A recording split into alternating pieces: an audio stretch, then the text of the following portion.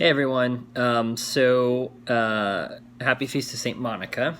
So this is my first of hopefully many opportunities to share a little bit about the Catholic faith and about the saints that kind of lift us up and make up the examples that we all are intended to strive for in our faith. And so today is the Feast of St. Monica, August 27th, and Monica was she lived from 322 to 387, so she was 65 years old when she died. And everybody kind of, I say everybody, like people kind of know her as the mother of St. Augustine, the confessor, who wrote the Confessions. That's what she's most known for. But kind of going back, she was married to a Roman pagan, and I guess just from like reading, he had a lot of temper issues. He got very violent, and at one point ended up committing adultery on her, or committing adultery. And so she kind of like dealt with that throughout her life. She had 3 kids that survived infancy, and she also had a few that didn't survive infancy, which really kind of like made me think. I'm like, man,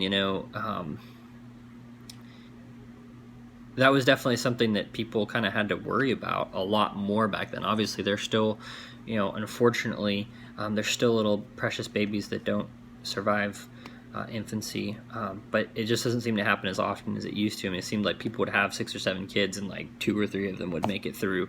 It's just crazy. But so she had that, that she kind of had to deal with her, on her heart. And then, of course, she had St. Augustine, so he was one of the 3, obviously, that survived infancy. And he got sick at one point, and she wanted to actually have him baptized. Her husband was going to let her, and then he kind of changed his mind and was like, no. So that really hurt her as well.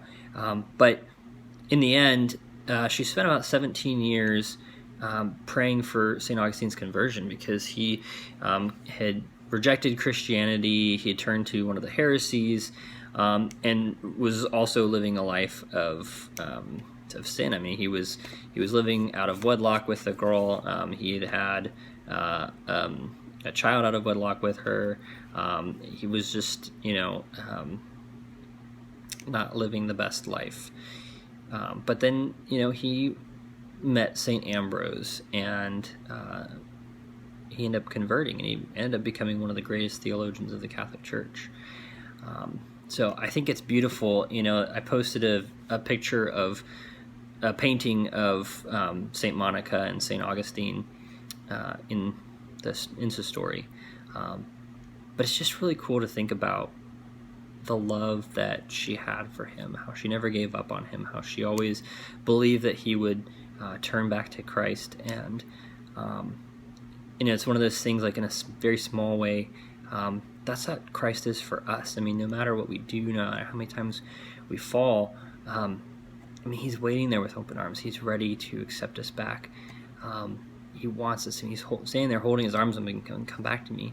And, and so it's just kind of beautiful to see stories of that, where parents, have such unfailing love for their children, even when they're going crazy. Because that's what Christ does for us. His love is unending, and no matter how many times we do stupid things, and he's there, and he loves us, and he wants us to love him back. So that's a little bit about St. Monica's life. She's pretty amazing. She's also the namesake of my goddaughter. So happy feast day. Also, she's the patroness of a lot of things, but specifically, she's the patroness of difficult marriages, of disappointing children, and victims of adultery or unfaithfulness. So there you go. Hope you enjoyed this. God bless you guys, and we'll talk to you later.